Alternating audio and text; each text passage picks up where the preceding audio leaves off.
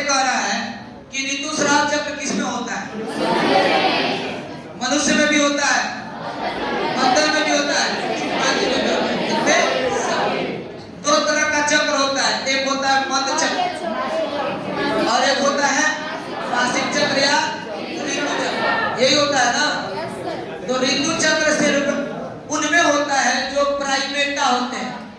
Primata होते हैं। Primata में कौन कौन आता है? जो दो पैरों में चलने में सक्षम हो। और ये कौन कौन है? मनुष्य, बंदर, पपी, चिंपांजी और एक और आ गया गोरिल्ला। अगर मान लीजिए ये भी रहता तो ये भी हो जाता। मध्य चक्र किसमें होगा? बात कौन करिए, बोलिएगा नीचे। मध्य चक्र नॉन प्राइमेटा में। नॉन प्राइमेटा में कौन? गाय, भैंस, घोड़ा, बकरी, कुत्ता, शेर, हाथी, बिल्ली, ये सब में क्या होगा? मध्य चक्र होगा। कोई दिक्कत? क्वेश्चन नंबर 2 देखिए, गैमेट निर्माण को कहते हैं गैमेटोजेनेसिस। अब गैमेटोजेनेसिस के 2 टाइप होते हैं। एक स्पर्मेटोजेनेसिस,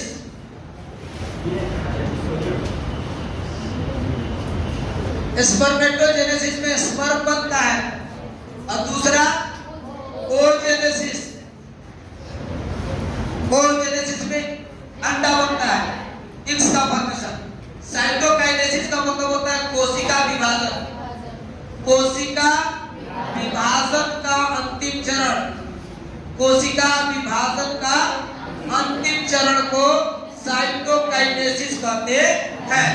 स्पोरोजेनेसिस में स्पोर फॉर्मेशन होता है, स्पोर का निर्माण। स्पोर किसमें बनते हैं? स्पोर बनते हैं किसके अंदर? जो पादप होते हैं, वैसे पादप जिनको हम लोग कहते हैं अपुष्पीय, जिसमें फूल नहीं लगता। जैसे में कौन बनता है? शैवाल। शैवाल में स्पोर फॉर्मेशन होता है। कवक में स्पोर फॉर्मेशन होता है ना। कवक में स्पोर बनता है, ठीक है। और स्पोर में जो होते हैं वो क्या होते हैं? द्विगुणिक होते हैं। स्पोर कैसा होता है? द्विगुणिक, 2 एज होते हैं। जबकि गैमेट हमेशा क्या होते हैं? एक होते हैं। स्पर्म भी अगुणिक होता है और अंडा भी अगुणिक होता है। और ये जो कोशिका है साइटोकाइनेसिस, ये हमेशा द्विगुणिक होता है। कोई दिक्कत? समझ में आ जाएगा। पहला गैमेट किसमें होता है? तो नर या मादा में। स्पोर किसमें होता है? शैवाल में। ठीक है, दूसरा क्वेश्चन हो गया। क्वेश्चन नंबर 3, वृषण के अंदर कोई कोशिका पाई जाती है तो उसको संडोनिक कोशिका कहते हैं। गर्भाशय में कोई कोशिका नहीं पाई जाती, गर्भाशय में भित्ति पाया जाता है। और भित्ति कितने प्रकार का पाया जाता है? 2 की 3। कौन कौन सा? मध्य भित्ति, बाह्य भित्ति और आंतरिक भित्ति। आंतरिक भित्ति का कार्य क्या है? मेंस्ट्रुअल साइकिल के दौरान यह भित्ति टूटता है, माने यह अस्थायी भित्ति है, टूटता है और टूट करके क्या होता है? मासिक चक्र का स्राव होता है। कोई दिक्कत? इसके बाद आगे आ जाइए, अंडाशय। अंडाशय में जो कोशिका होती है उसको कहते हैं पुट्टक। क्या बोलते हैं? पुट्टक बोलते हैं। पुट्टक कोशिका है और इनकी संख्या कितनी होती है? 4 प्रकार। प्राथमिक पुट्टक, द्वितीय पुट्टक, तृतीय पुट्टक और ग्राभियन फोलिकल। और जब ग्राभियन फोलिकल बाहर निकलता है तो कार्पस लुटियंस बनता है। कार्पस लुटियंस बनता है। और कार्पस लुटियंस जो है इसका कार्य क्या होता है? क्या स्रावित करना? हार्मोन। और हार्मोन भी कौन सा? एंड्रोजन। एंड्रोजन और प्रोजेस्टेरोन। कोई दिक्कत यहाँ तक समझ आएगा? यहाँ तक समझ में आ रहा है? और जितना कर रहे हैं सबका ऑब्जेक्टिव आपको ग्रुप में भेज देंगे ताकि आप घर पे जाकर के एक बार फिर से क्या कर सकते हैं? खुद से रिपीट कर सकते हैं।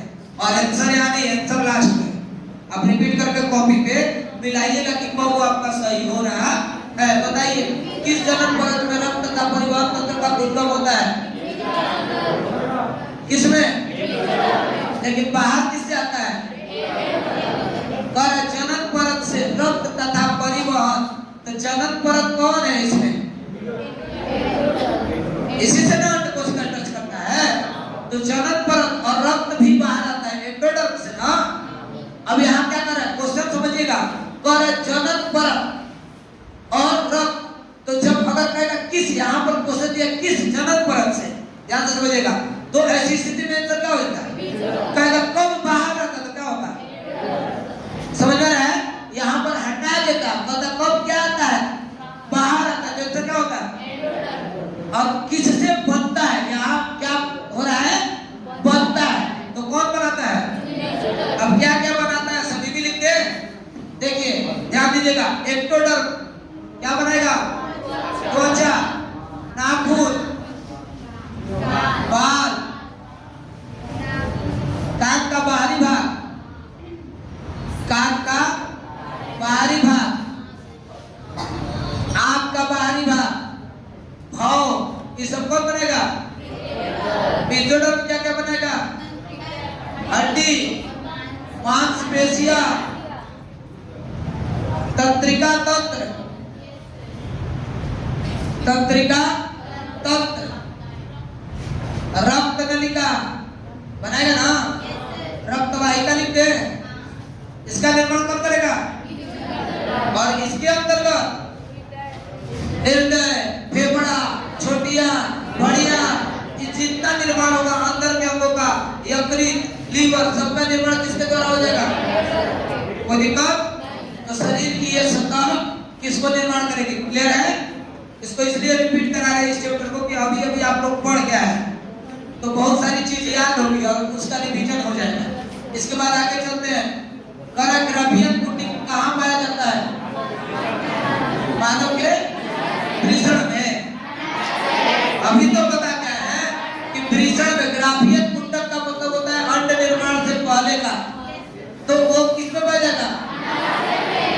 अंडाशय में। कितने लोगों को याद है मानव का अंडाशय में? देखिए संख्या देखिए, अरे कम से कम को भी पढ़ा करो। मानव के यकृत में जानते हैं कौन सा सेल होता है? कुफर सेल। कुफर कोशिकाएं कहाँ पाई जाती है? यकृत में। और अभी बताया कि ग्राभियन कोशिका पाई जाती है वृषण में, और सॉरी अंडाशय में। अब वृषण में दो को चीज पाया जाता है, एक वो सर्टोलिक कोशिका और दूसरा लैंडिंग कोशिका। कोई दिक्कत? मेढक के अंडाशय से कोई लेना देना? नेक्स्ट, कौन सा द्विगुणित संरचना है? कौन सा? द्विगुणित क्या है? भ्रूणपोष, अंडा, शुक्राणु। कोई दिक्कत? अगर ये भ्रूणपोष पादप का होगा तो, क्योंकि जंतु में भ्रूणपोष का निर्माण नहीं होता है। याद रहेगा ना? नेक्स्ट चलिए। परिपक्व शुक्राणु के शीर्ष पर एक टोपीनुमा संरचना पाई जाती है। क्या कहते हैं? एक्रोसोम। इसका निर्माण किससे होता है? कोशिका से। किससे होता है? कोशिका से। एक्रोसोम का निर्माण किससे होता है? अब इस एक्रोसोम के अंदर बहुत सारे एंजाइम्स होते हैं जिसमें कैल्शियम होता है, ठीक है ना। इसके बाद हाइड्रोलाइटिक एंजाइम होता है, हाइड्रोलाइटिक एंजाइम होता है।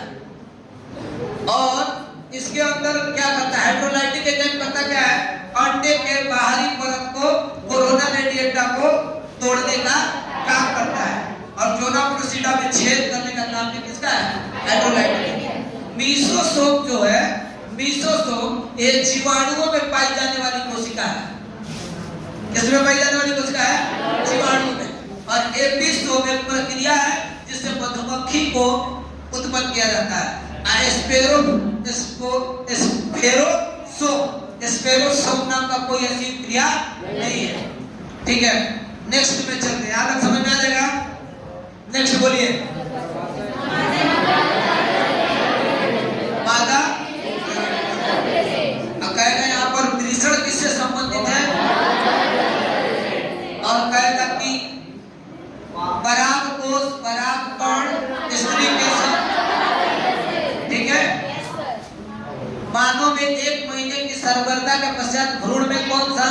होता है?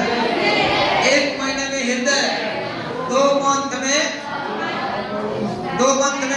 पैर की उंगलियां वगैरह ये, ठीक है। अब बरौनिया वगैरह 5 से 6 मंथ, याद रहेगा ना? बरौनी कितने मंथ में? 5 से 6 मंथ। ये भी कितने मंथ में? 2 मंथ में। 2 मंथ में पैर और हाथ की उंगलियां तथा पैर और हाथ कितने महीने होते हैं? 2 मंथ में। कोई दिक्कत? चल आगे। अपने जीवन काल में एक महिला कितने अंडे निर्मित करती है? 400 से 450। इसका तो सबको याद होना चाहिए। कैलकुलेशन करा दे कैसे होगा? अगर 12 वर्ष की उम्र में, बात नहीं करो, 12 वर्ष की उम्र में कोई महिला में पहली बार अंड उत्सर्जन होता है तो वो अधिकतम 50 वर्ष की उम्र तक अंड उत्सर्जन कर सकती है। तो 50 नहीं मानेंगे तो दोनों के बीच गैप हो जाएगा कितना साल? 38 साल। 38 नहीं, 38 साल। और 1 साल में 12 अंडे को उत्पन्न कर सकती है। तो 38 गुणे 12, 380 मंथ तो पहले नॉर्मली नहीं होगा। और अगर वो 6 मंथ भी अपने बच्चे को दूध पिलाती है तो 6 मंथ और अंड उत्सर्जन होगा। मतलब कितना महीना? 15 मंथ। और 15 मंथ दूसरे बच्चे के लिए कितना हो गया? 30 अंडा खत्म। तो लगभग वही 400 के आसपास चला जाता है, ठीक है। सामान्यतः एक महिला अपने जीवन काल में 400 से 450 अंडे को उत्पन्न कर सकती है। अधात्री पाया जाता है। मानव की मिश्रण का आधा कटा हुआ कोशिका होता है, ठीक है। इसको हटा दीजिए, अभी उसको बाद में पढ़ाई आगे है। एक्रोसोम इनमें से किसका संभाग होता है? किसका? शुक्राणु के। कुछ लोग बोल रहे हैं कि बी होगा। किसका किसका बी होगा? बी बी होगा। बोलो बी ना। अभी हमारा बी होगा। अरे हम पढ़ा के थक जाएंगे। आप घर पे नहीं पढ़िएगा, रिवीजन नहीं करिएगा, कोई मतलब नहीं है। शुक्राणु के मध्य भाग में माइटोकॉन्ड्रिया पाया जाता है। अपरांडिप्ट कोशिका जो है ये तो अंडे का है। अब ब्लास्टोसिस ये तो निषेचन के पश्चात युग्मनज में विभाजन से बनता है। ब्लास्टुला के बनने की क्रिया को क्या कहते हैं? ब्लास्टोसिस। तो शुक्राणु के सिर में क्या होता है? ठीक है, थोड़ा सा ध्यान, थोड़ा सा फोकस करना पड़ेगा। बोलते हैं 46 वर्ष का साल से थोड़ा सा रिवीजन भी करना पड़ेगा। जीएनआरएच स्पंदन आवृत्ति में परिवर्तन का नियंत्रण किसके चक्रीय स्तरों के द्वारा किया जाता है? बात स्त्री का कर दिया। तो जब स्त्री का कर दिया तो इनहिबिट तो होना नहीं है, और केवल प्रोजेस्टेरोन तो होगा नहीं। प्रोजेस्टेरोन और इनहिबिट भी नहीं होना है। चक्र बताया था, याद आ रहा है? जीएनआरएच। नीचे कौन था? पीयूष ग्रंथि। पीयूष ग्रंथि के नीचे था अंडाशय, था ना? अंडाशय के नीचे था गर्भाशय, ऐसा ही ना था? अब गर्भाशय के पास अगर निषेचित अंडा आएगा तो किसको भेजेगा? जीएनआरएच के पास, या इसके ऊपर भी लाते क्या है वो? हाइपोथैलेमस। बात नहीं करो, हाइपोथैलेमस यही होगा ना? तो ये सूचना दिया किसको? हाइपोथैलेमस। क्या सर्व किया? जीएनआरएच किसको टच करेगा? और पीयूष ग्रंथि से क्या छोड़ेगा? ये कहाँ जाएंगे? अंडाशय से क्या छूटेगा? एस्ट्रोजन। एस्ट्रोजन और प्रोजेस्टेरोन। तो अगर प्रोजेस्टेरोन जाएगा तो एलएच और एफएसएच स्रावित होना बंद, और एस्ट्रोजन हो जाएगा तो स्रावित होना शुरू। इसीलिए कौन सा आंसर सही? समझ जाएगा। चक्र पढ़े थे ये, याद है? ये वाला चक्र पढ़े थे ना कि भाई पीयूष ग्रंथि से यही क्रिया चलता है। अगर यहाँ से एस्ट्रोजन जाएगा तो हाइपोथैलेमस को कहेगा कि नया अंडा बनने वाला है, एस्ट्रोजन छोड़ो। और यहाँ से प्रोजेस्टेरोन जाएगा तो हाइपोथैलेमस को कहेगा कि भाई नया अंडा के हमको जरूरत ठीक है, तो ये बात समझ लेगा तो आगे की ओर श्रावित नहीं कर पाएगा। नेक्स्ट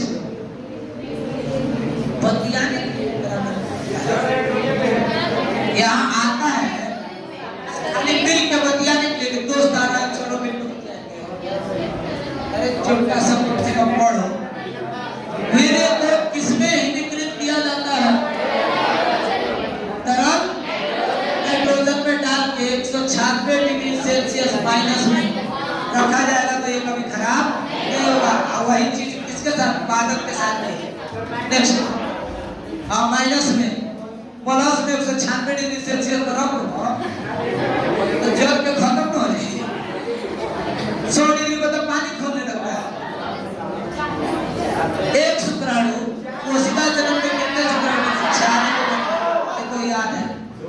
शुक्राणु जन्म को नियंत्रण किसके द्वारा किया जाता है? शुक्राणु जन्म का नियंत्रण किसके द्वारा होगा? देखिए एस्ट्रोजन ही मादा में होता है और एलएच स्रावित करने का काम करता है, चाहे अंडे को स्रावित करे चाहे शुक्राणु। एस्ट्रोजन हार्मोन जो है ये किसमें स्रावित होता है? किससे? याद है एस्ट्रोजन? लैंडिंग कोशिका से। किससे? लैंडिंग सेल से। और लैंडिंग सेल से जब ये स्रावित करता है यही शुक्राणु जन्म को क्या करता है? अंड जन्म को नियंत्रित करने के लिए कौन आता था? एस्ट्रोजन और प्रोजेस्टेरोन। यहाँ एंड्रोजन और कौन आ जाएगा? एंड्रोजन और कौन? टेस्टोस्टेरोन। कौन? टेस्टोस्टेरोन।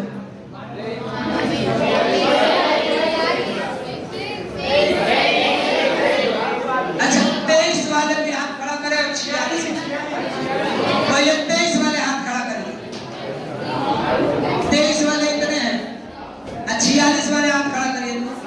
अब बाकी भजन करने आए हैं। कुछ लोग 23 में उठा रहे हैं और कुछ लोग 46 में उठा रहे हैं, अब बाकी कौनों में नहीं उठा रहे हैं। थोड़ा शांति बना के सुनो तो। अब किसकी बात कर दिया? युग्मक तो हम क्या बताएं? एक का मतलब करता अगर ये क्या होता तो युग्मनज का मतलब क्या होता? मतलब ये शुक्राणु या अंडाणु की बात कर रहे हैं, इसलिए गुणसूत्रों की संख्या कितनी होगी? ठीक है, आपका ऊपर बोला जैसे 46 लिखो ही वो की है, अब यहाँ पे लिखना है। परिपक्व मादा युग्मक बनने की प्रक्रिया को क्या कहते हैं? सी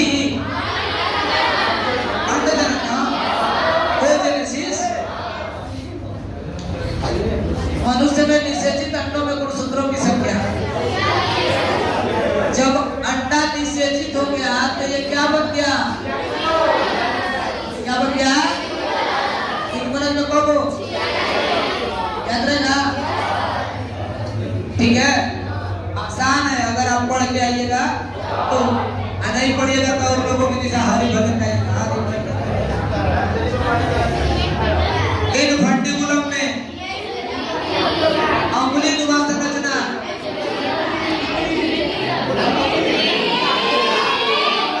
है ना? देखिए और तू आ गया कुछ नहीं बोल रहा।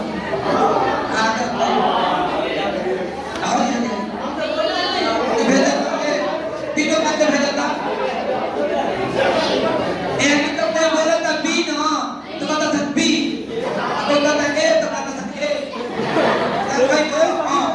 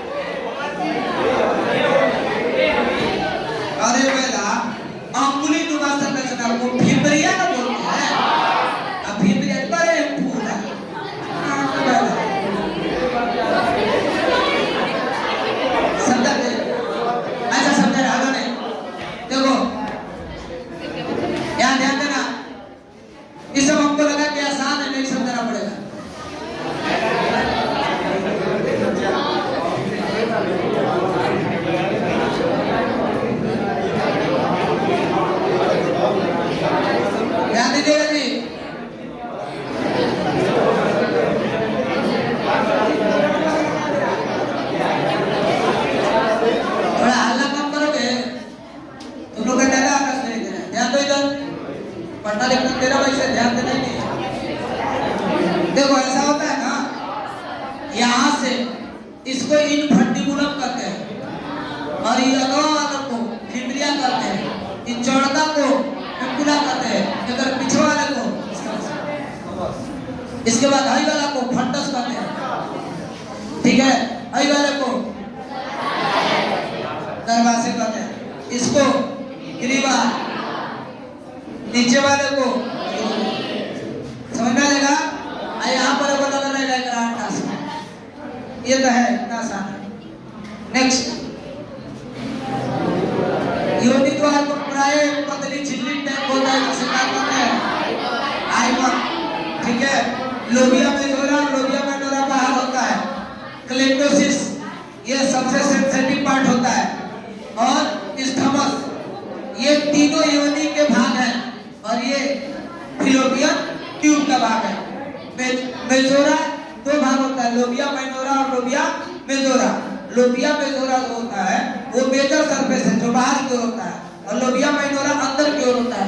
क्लिटोसिस जो होता है ये जो मूत्र होल होता है उसके थोड़ा ऊपर होता है, जो सबसे सेंसिटिव पार्ट होता है, वो सबसे सक्रिय पार्ट होता है और ये इसके तुलना में होता है, नर का जो सीसन होता है उसके तुलना में ये क्लिटोसिस होता है। कई बार नीट में क्वेश्चन पूछा है कि नर में सीसन होता है, उसी प्रकार मादा में कौन सा अंग होता है, ठीक है, क्लाइटोसिस या क्लाइटोरिस, ठीक है। नेक्स्ट, छोटी सी अंगुली नुमा संरचना जो मूत्र छिद्र के ऊपर पाया जाता है। अब ये तो बताएं क्या होगा, अब ये तो एक परिभाषा दी है, क्लाइटोसिस हो जाएगा। बाकी मेमोरी डक्ट भी फीमेल में होता है लेकिन ये दूध वाला भाग है।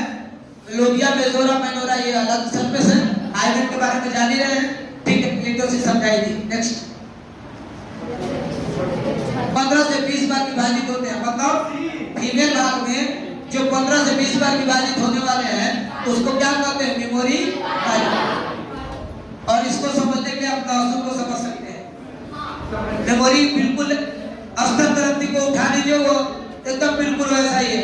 उसका जो कोटी होता है ना, एक एक छिलते हैं ना, तो एक को मान लीजिए क्या है, पानी है, और जो बाहर की ओर निकला वो निप्पल है जहाँ से दूध पीते हैं, और जो पीछे जो उसका जो जड़ होता है उसको मान लीजिए क्या होता है, वसा होता है, फैट, ठीक है। वो जाके हमारे बॉडी से क्या रहता है, चिपका रहता है, तो फैट भी भूमि से चिपका रहता है, बिल्कुल उसी तरह का होता है, ठीक है। लहसुन को लेकर के समझेंगे तो अच्छा समझेंगे। नेक्स्ट, एंड्रोजन किसे उद्दीपित करता है, सबसे पहले तो बताओगे एंड्रोजन नर में की मादा में, नर में की मादा में जी। एंड्रोजन जो होता है, एंड्रो लगा दिया था नर में, एस्ट्रो रहता है, किसे उद्दीपित करता है, अगर ये नर में है तो ये शुक्राणु को ही उद्दीपित करेगा। पहले भी पढ़ के आएगा शुक्राणु को नियंत्रण करने वाला हार्मोन कौन है, ठीक है। नेक्स्ट, बेचैन है, बेचैन, बेचैन आत्मा, ये खानियों ने खाई ना, हम है तना बोल रहे हैं,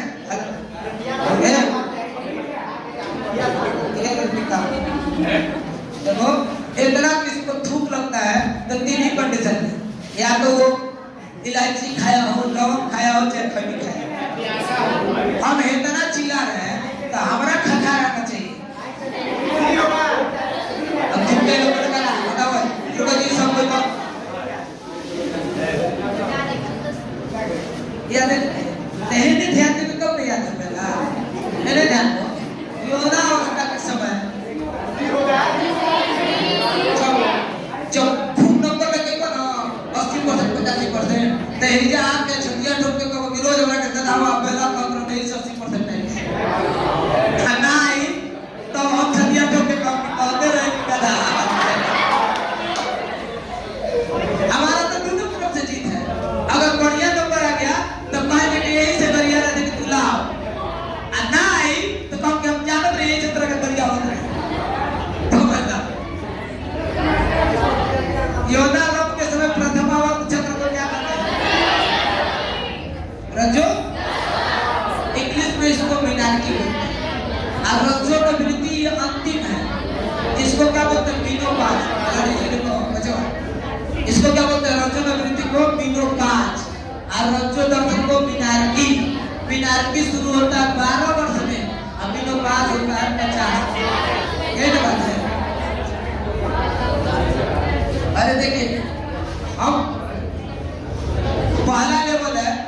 पहला लेवल के बाद दूसरा लेवल में जाएगा तो थोड़ा क्वेश्चन टफ होगा।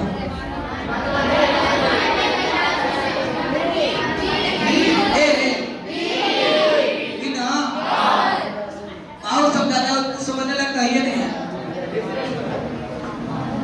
मादा मानव के अंडाशय में कौन, ठीक है ना, किस हार्मोन के कारण, ठीक है, रोपण। रोपण क्या है? एक प्रक्रिया है जिसमें अंडा जाता है किसमें, गर्भाशय में, तो वहां पर एक हार्मोन निकलता है ट्रिप्सिन। रोपण के समय कौन हार्मोन निकलता है? ट्रिप्सिन। कौन सा? ट्रिप्सिन। अब प्रसव के समय भी हार्मोन निकलता है, कौन सा?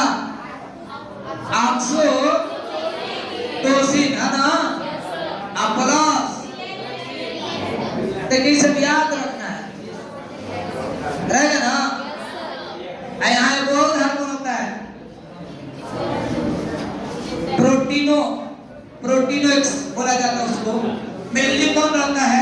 ट्रिप्सिन रहता है, जो जोना प्लूसिडा के बाद उसको क्या करता है, गर्भाशय के अंतिम परत को मुलायम कर देता है, जिससे अंडा आसानी से उसमें प्रवेश कर सकता है। तो रोपण के लिए कौन हार्मोन? अंड उत्सर्जन के लिए, प्रसव के लिए ऑक्सीटोसिन और कोई दिक्कत है? समझ में आ रहा है? 27वां 28वां किसमें पाया जाता है? परीक्षण में, ठीक है। और इसका काम क्या होता है? इसका काम होता है क्या देना? पोषण प्रदान करना। किसको? किसको? शुक्राणु को ना। शुक्राणु को क्या प्रदान करना? इसमें पाई जाती है कुफर सेल, इसमें पाई जाती है कुफर सेल, जो क्या करती है, रक्त को मारने का काम करती है और वहां से पीत बनाने का काम करती है। पीत, बिलिरुबिन और बिलिवर्डिन पाया जाता है पीत रस में, और इसीलिए जो लैक्टिन वगैरह होता है उसका रंग पीला होता है, इसी के कारण से। ब्रिक बहुत इंपॉर्टेंट है हमारे शरीर के लिए, ठीक है। और हाथ को ऑन कर दिया मानव में निषेचन, पीछे वाले नहीं बोल रहे। हेलोपिया मानव में निषेचन का पीछे से बोलो। देखो जे ज्यादा बोलो तो ना पूछा ना, या तो लड़का बहुत बंदा पूछा ना, या तो बहुत बुढ़वा का पूछा ना। तो तुम डिसाइड करो कि बहुत बुढ़वा का, अगर तो सब नहीं बोलेगा, सुन लो ये लोग, याद नहीं करेगा। हाँ सब इतना बोल रहा है ना, वो खाली सुन के याद हो जाएगा। देखो पता का सही बोला नहीं पता कौन हमरा को पैसा दे उसको दे दे बड़ा नहीं पता 4 घंटा का। देखो जब इंसान शर्माता है तबे वो चुप करता है, हंसने का बसेगा।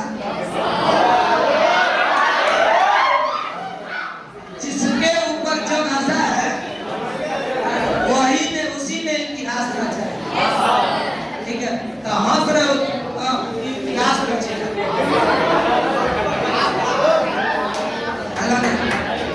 मानव में निषेचन। अब यहाँ पे सुनना, फिलोपियन तरीका में कहा एम्पुला और स्थमस के जोड़ पर, है ना, दोनों के जंक्शन पर होता है कोची निषेचन। निषेचन क्या एक प्रक्रिया है जिसमें अंडाणु और शुक्राणु आपस में जुड़ते हैं। कोई दिक्कत यहाँ तक? बोलिए जल्दी से, आगे बढ़ा जाए। 30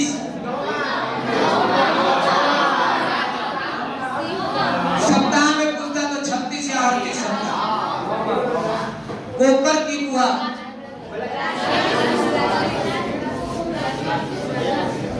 ठीक है, ऊपर की गुहा हुए अंगुली जैसा, जिसको हम लोग कोरियोनिक पिल्लाई बोलते हैं, उसके ऊपर वाला शब्द को ऊपर की क्या कहा जाता है? गुहा।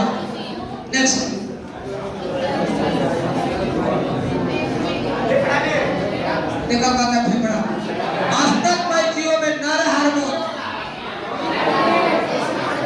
जब नर हार्मोन है, ध्यान से देखना, लीवर में तो होगा नहीं, किडनी में होगा नहीं, फेफड़ा में होगा। अंडकोश का एक और नाम है, जानते हैं क्या? वृषण कोश, जहाँ वृषण रहता है। नेक्स्ट आए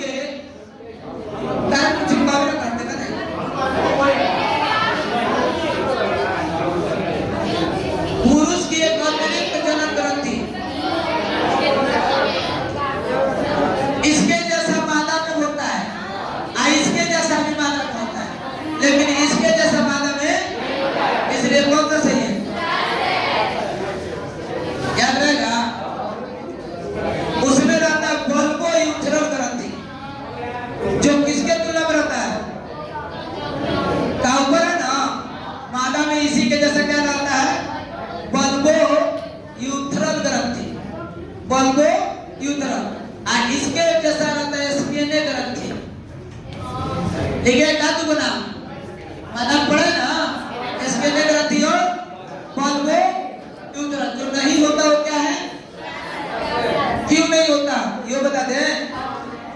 नर में देखो बात इधर, नर में शुक्राणु उत्पन्न करने वाला और स्पर्म उत्पन्न करने वाला पाइप एक एक होता है, और मादा में दोनों का पाइप अलग अलग होता है, इसलिए शुक्राशय की आवश्यकता नहीं होती है।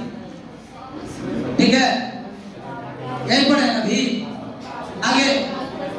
कार्बस न्यूट्रिएंट्स क्या स्रावित करता है बताइए? इंसुलिन तो नहीं करता, पेप्सिन तो नहीं करता, अब बताओ स्टोर कहाँ पाया जाता है? ये कहाँ पाया जाता है?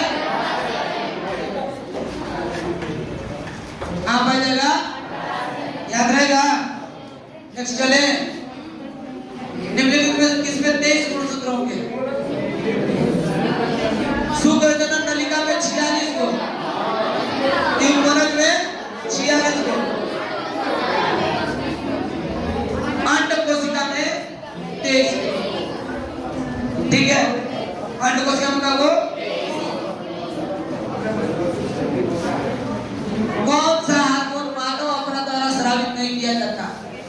नहीं किया जाता है, किया जाता है ना, एस्ट्रोजन भी किया जाता है। एलएच फ्यूज करते हैं,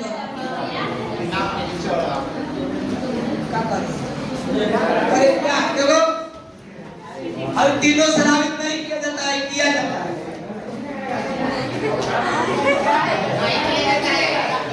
नहीं किया जाता है। अच्छा ऊपर है विकास भाई, देखो जी याद रखना, मानव का अपना HCG एस्ट्रोजन, प्रोजेस्टेरोन और प्रोलैक्टोज रिलीज करता है, और मानव का LH जो है वो पीयूष ग्रंथि से स्रावित होता। कोई दिक्कत? आगे, कैपेसिटेशन एक प्राकृतिक क्रिया है जो होती है। कैपेसिटेशन का मतलब ध्यान समझिएगा, कैपेसिटेशन का मतलब होता है दो तरह का होता है। एक शुक्राणुओं को ग्रहण करना, तो ग्रहण दो जगह होता है, या तो अंडवाहिनी में होगा या तो हमारा जो अधिवृषण है उसमें होगा, क्योंकि अधिवृषण शुक्राणुओं का क्या करता है, खत्म भी तो करता है। तो कैपेसिटेशन दो जगह हो सकता है, एक जो मादा का अंग है उसमें शुक्राणु जाएगा तो शुक्राणुओं को सब ग्रहण कर लेंगे, सुखा देंगे, उसको कैपेसिटेशन कहते हैं। इसमें मादा का तो कोई है नहीं, शुक्रवाहिनी है, शुक्रवाहिनी तो नर में होता है, मादा के जनन मार्ग है। यहाँ तो जनन मार्ग का मतलब पूरा हो गया, तो पूरा में तो होगा नहीं, किसी एक जगह पे या तो गर्भाशय में होता या तो अंडवाहिनी में होता, तो ये पूरा दे दिया है। और योनि वगैरह तो कैपेसिटेशन करते नहीं है, इसका मतलब तो योनि वगैरह सब हो गया जनन का मतलब। इसके बाद क्या होता है,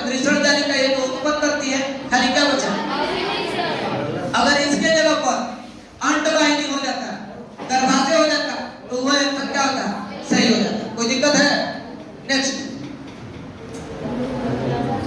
गुरु बीजाणु मातृ कोशिका में क्या बनता है? गुरु बीजाणु मातृ कोशिका से क्या बनता है? गुरु बीजाणु धानी। अब गुरु बीजाणु धानी से गुरु बीजाणु, खाली ये बनेगा। कर मादा जंतु जिसमें मध्य चक्र होता है, अभी पढ़ा क्या है? इसमें होता है, इसमें गाय ना, अभी तो लिखा क्या है जी? नहीं, आगे अभी बता क्या है? बता ना सब, इसके द्वारा कोई दिक्कत? ये सारा चीज पढ़ा क्या है? मनुष्य में अपरा का निर्माण किससे होता है? इलेक्ट्रॉन्स का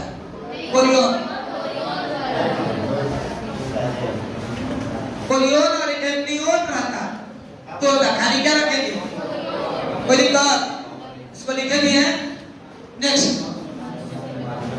मनुष्य के मात्रात्मक लक्षण का मतलब है ऐसा लक्षण जो हमें अपने माता पिता से प्राप्त होता है। त्वचा का रंग,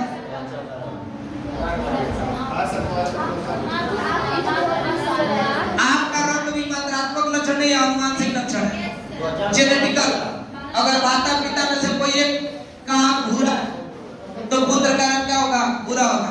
अगर माता काली और पुत्र गोरा, ऐसे पिताजी हो गए माता काली पिताजी गोरे हैं, तो जन्म लेने वाला पुत्र जरूरी नहीं कि गोरा हो, ये भी लोग काला हो, सांवला भी हो सकता है। ठीक है, तो ये जो रंग है ये दोनों का मात्रात्मक लक्षण को मिला के होता है। मेलानिन के कारण त्वचा का रंग निर्भरता होता है। वेस्ट इंडीज में तो तापमान ज्यादा होने के कारण मेलानिन तीव्र स्रावित होता है, इसीलिए त्वचा काला हो जाता है। ठीक है, हम लोगों के यहाँ त्वचा जो है वो ठीक ठाक रहता है, जैसे धूप में चलते हैं तो काले होते हैं ना, क्योंकि जब हमारी त्वचा जलने लगती है तो हमारा ब्रेन मेलानिन स्रावित करता है, त्वचा को कंट्रोल करता है, इसीलिए काला। जिसमें जितना ज्यादा मेलानिन रहेगा वो उतने काला होगा, चमकीला होगा। हाँ, टेके टेके करता है।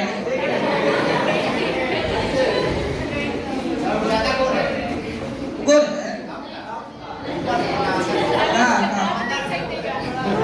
एक से एक पता अंदर से पेट फट रहा है।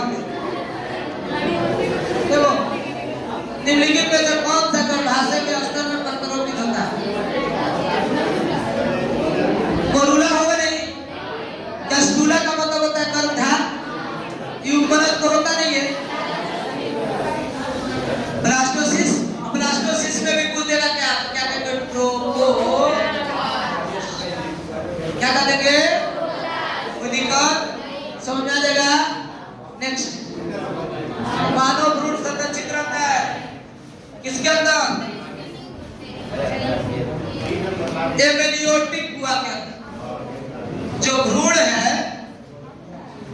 भ्रूण जो है वो एम्ब्रियोटिक द्रव से भरा रहता है, और पीछे बताते कि एम्ब्रियोटिक द्रव जो है वो चोट टूट से बचाता है, और जन्म से पहले वो थैला फटता है तो जल तथा चिपचिपा पदार्थ कहाँ आता है? बात वही पूछा, मानव का भ्रूण कहाँ सुरक्षित रहता है? एम्ब्रियोटिक गुहा। और अभी जो चैप्टर शुरू किया ना, चैप्टर नंबर 4, तो उसमें इसको पढ़ना है, एम्ब्रियोटिक कंडीशंस। ठीक है, खत्म। कितना टाइम हुआ? ठीक है ना, वॉल्यूम खत्म ना। अब कल से किस वॉल्यूम पर काम किया जाएगा? तो 2 वॉल्यूम नहीं है, इसका 4 को वॉल्यूम है। तुम लोग बोल रहे थे ना कि सर तब तक जल्दी खत्म हो जाएगा। देखो इसका वॉल्यूम देख लो, इस चैप्टर में, इसी चैप्टर में नहीं, लगभग सभी चैप्टर में इसी तरह का वॉल्यूम है। ठीक है, ये वाला हो गया आपका।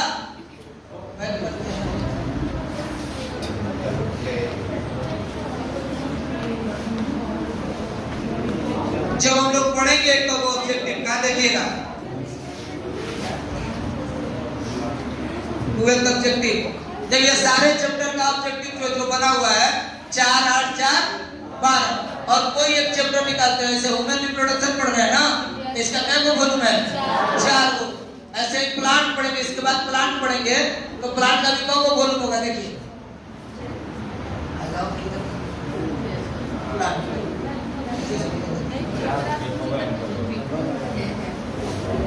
हम लोग प्लांट को भी देख लेते हैं कितना वॉल्यूम है। मच्छर हुआ, सेक्सुअल रिप्रोडक्शन क्या वो वॉल्यूम है? अभी अभी हम लोग कौन सा चैप्टर पढ़ रहे हैं? तीसरा ना पढ़ रहे हैं? वुमेन हेल्थ, रिप्रोडक्टिव हेल्थ ना, रिप्रोडक्टिव हेल्थ ना। जब रिप्रोडक्टिव हेल्थ का है तो बोलूं रहेगा सर। एम्ब्रियोसेंटेसिस टेस्ट ट्यूब बेबी के बारे में क्या जानते हैं? होना भ्रूण में इम्यूनिटी ग्रो कौन सा तरीका जन्म दर को कम कर सकता है? आज ही समझा रहे थे ना, जन्म दर को कौन सा कम कर सकता है? आज समझाएं।